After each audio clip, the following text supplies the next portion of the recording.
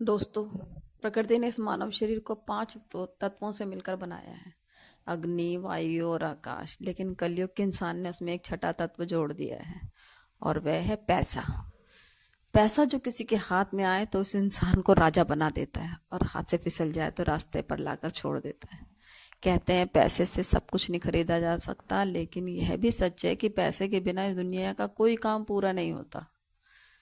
इसीलिए संत, महात्मा, विद्वान सब कहते हैं कि पैसे के पीछे मत भागो, यह माया मोह है, इससे दूर रहो। लेकिन सच यह है कि बहुत कम लोग इस माया के खेल को समझ पाते हैं। आज के समय में पैसा कमाना मुश्किल नहीं है, पर पैसे को संभाल कर चलाना बहुत मुश्किल है। क्योंकि हम में से बहुत से लोग ऐसे होते हैं कि थोड़ा पैसा आ जाने पर उड़ने लगते हैं और उसी पैसे को गलत जगह खर्च कर देते हैं। फिर जीवन भर पछताते हैं कि काश हमने शुरू में ही सही फैसले लिए होते तो आज हम भी गरीब नहीं होते। दोस्तों, आज की इस कहानी के बाद हम आपको बताएंगे वे 8 खर्च जो अगर आपने आज से ही बंद कर दिए तो आपके घर में पैसा रुकने लगेगा। आपको भी लगेगा हमारे पास पैसा आ रहा है। तो चलिए दोस्तों, बिना किसी देरी के आज हम वीडियो शुरू करते हैं। पर दोस्तों, वीडियो में आगे बढ़ने से पहले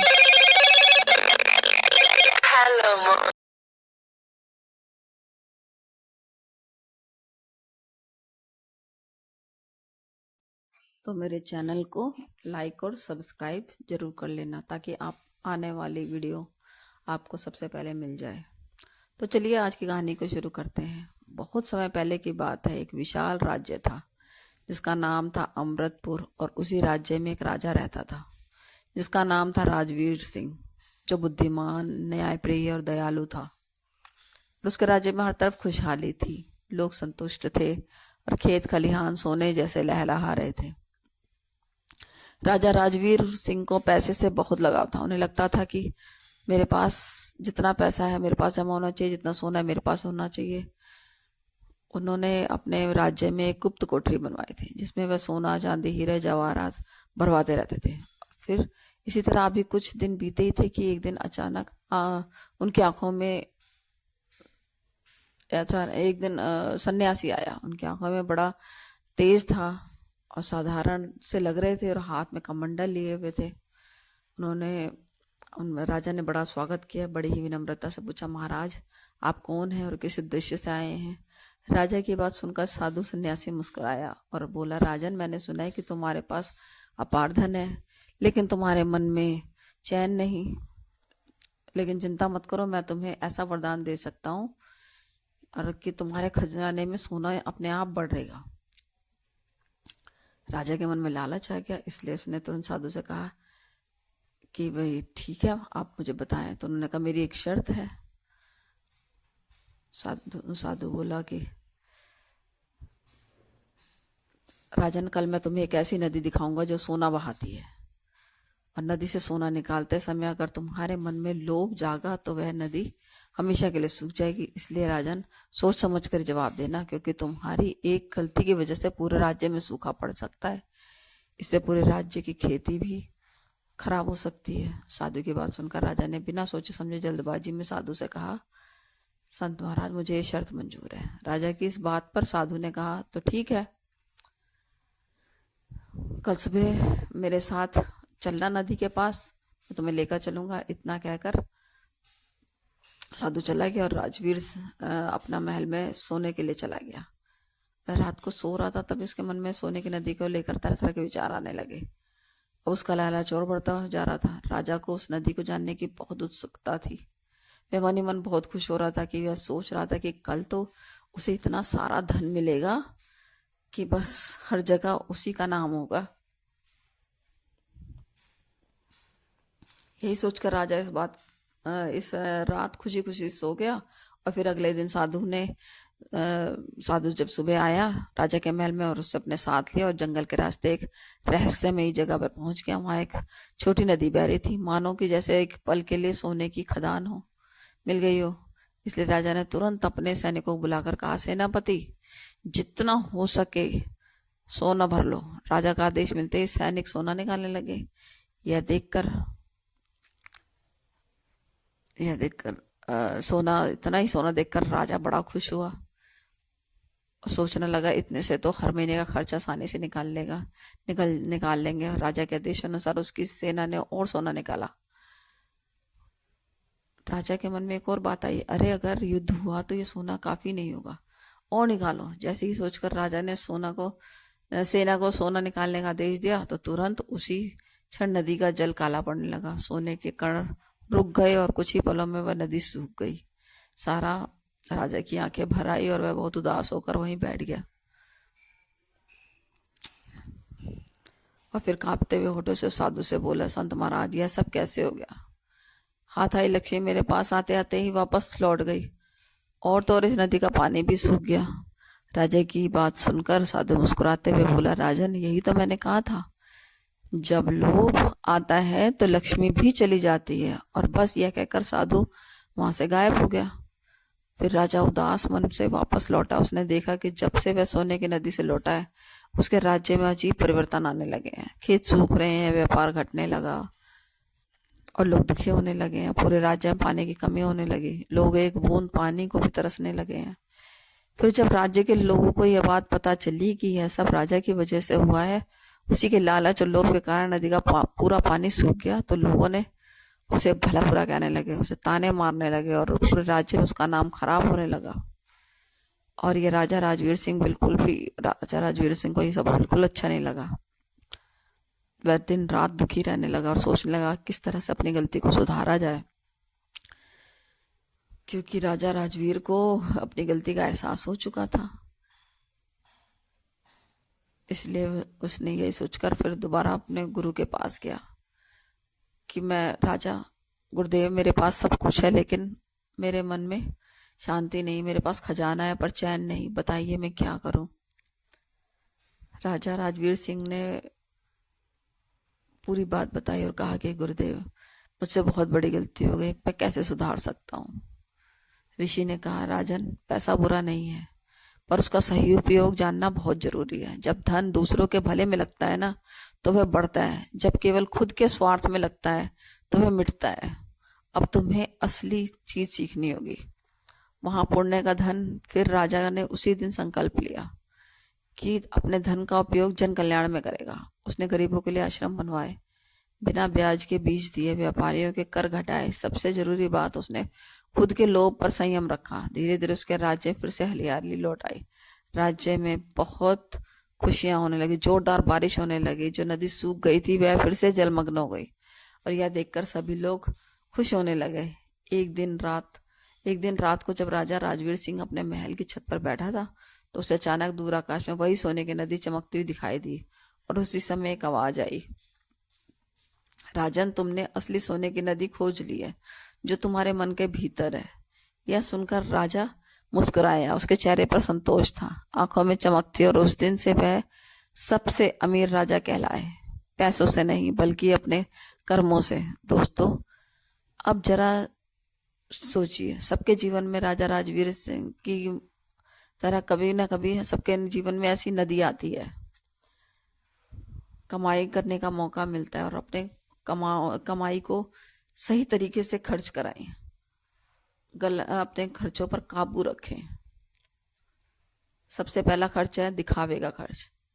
हम अक्सर दूसरों की लाइफ देखकर सोचते हैं कि हमें भी वैसी ही कार चाहिए, वैसा ही मोबाइल, वैसा ही बंगला चाहिए, लेकिन सच्चाई है कि दिखावे में खर्च किया गया धन अंदर से गरीब बना देता है। और तो और हम दूसरों को प्रभावित करने की चाह में हम खुद पर बोझ डाल लेते हैं। इसलिए दोस्तों, जो चीज सच में जरूरी है सिर्फ वही खरीदें, फालतू की चीजें बिल्कुल ना खरीदें। खरीद कर अपना पैसा ना बिगाड़ें और अपना कल ना बिगाड़ें। ना किसी से उधारी लें। क्रेडिट कार्ड, EMI, लोन, इन सब से बचें। ये वो रस्सियां हैं जो धीरे धीरे आपको बंधक बना देती हैं। इसीलिए खर्च करो तो बहुत सोच समझ के खर्च करो कि हमें उन्हें लौटाना भी है, हम कैसे लौटाएंगे।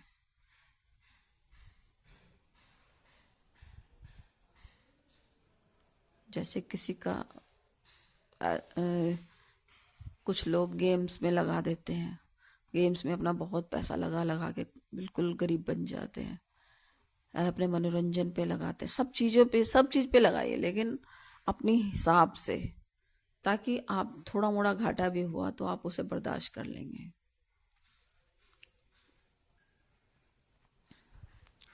कई बार स्कीम ऑफर आते हैं 50% लगाओ, 50% आपको ये फ़ायदा मिलेगा, ये होगा। हम सोचते हैं कि बहुत अच्छा सौदा है, लेकिन ऐसा नहीं होता। कंपनियां कभी भी अपने लिए घाटा नहीं करती, वो लुभाने के लिए बनाती हैं, कमाने के तरीके से देती हैं। जब ऑफर मिले तो खुद से पूछो कि क्या ये चीज मेरे लिए जायज़ है कि नहीं। आदतों का खर्च कई बार होता है कि सिगरेट, चाय, कॉफ़ी धीरे धीरे हमारा स्वास्थ्य और संपत्ति दोनों बर्बाद कर देते हैं। हम हर रोज का थोड़ा थोड़ा करके महीने के अंत में बहुत पैसा खर्च कर जाते हैं, उस रास्ते पे चला जाते हैं, फिर जहाँ पैसा नहीं होता सब कुछ घटने लगता है और स्वास्थ्य भी घटने लगता है। तो याद रखो, सब कुछ लौटाया जा सकता है लेकिन स्वास्थ्य नहीं लौटाया जा सकता। और अपने स्वास्थ्य के लिए हर दिन एक्सरसाइज करते रहना एक इन्वेस्टमेंट की तरह है, जिसका आपको बड़ा बेनिफिट मिलता है बाद में। रोज रोज तो मन नहीं करता, लगता है कि अरे क्या रोज एक्सरसाइज करना, क्या वो करना, आज छोड़ देते हैं, आज रहने देते हैं।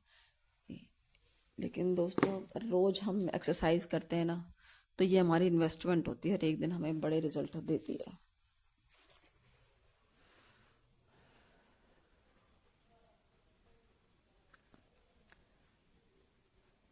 कई लोग होते हैं जो समय की बर्बादी का खर्च करते हैं, अपना टाइम फालतू चीज़ों में लगाते हैं।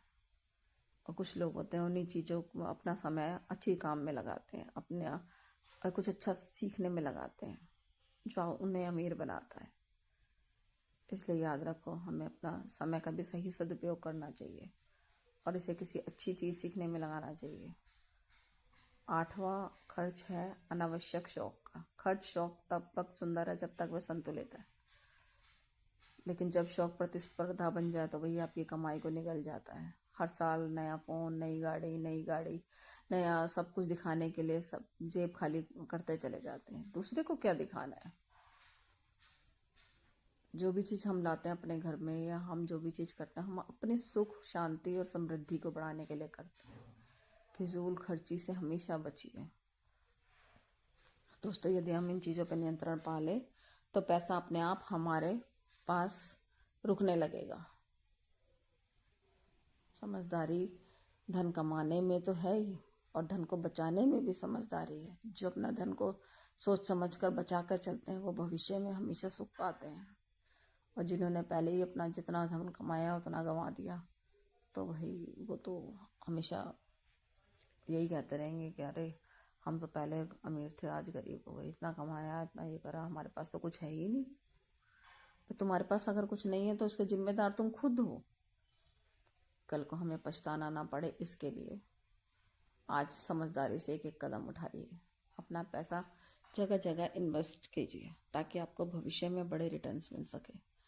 चाहे आपके पास थोड़ा ही पैसा है, बैंकों में न जाने कितनी एफडियाँ चल रही होती हैं, उस एफडी को लीजिए। आज का थोड़ा थोड़ा भी जमा किया वो आपको भविष्य में बहुत बड़ी रकम बन के आएगा।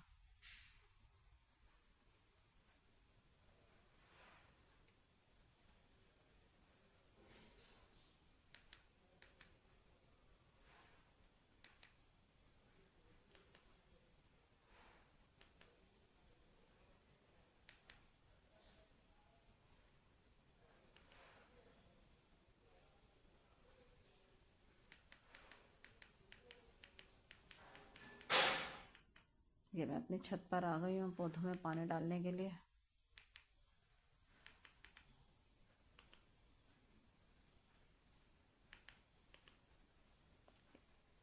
आसमान देखिए कैसा हो रखा है, कितना हल्का सा हल्का उजाला। ये उजाला हमारी ज़िंदगी का उजाला होता है, खुशी का उजाला होता है। तो अपने जीवन में दिखावा नहीं, रियलिटी से जुड़िए और सदैव खुश रहिए। नेगेटिविटी से दूर रहिए, दिखावे से दूर रहिए। अपने आप को अच्छे कामों में लगाइए।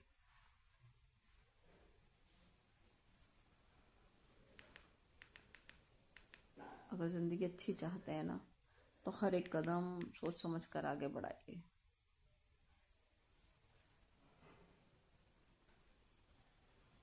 दिखावा करने में, फिजूल खर्ची में अपना पैसा लगाने से ज़्यादा अच्छा है कि अपने पैसे को सोच समझ कर लगाते जाएं, ताकि हमें कल पछतावा ना हो। अपने घर पे लगाइए ताकि लाइफ टाइम तक आपके काम आए, आपके बच्चों के भी काम आए। बहुत सारा फर्नीचर खरीद के लाए, बहुत सारे डेकोरेटिव पीस खरीद के लाए, उसमें समझदारी नहीं है। जो भी चीज़ आपके पास है उसका आपने कैसे सदुपयोग किया है, उसमें समझदारी है।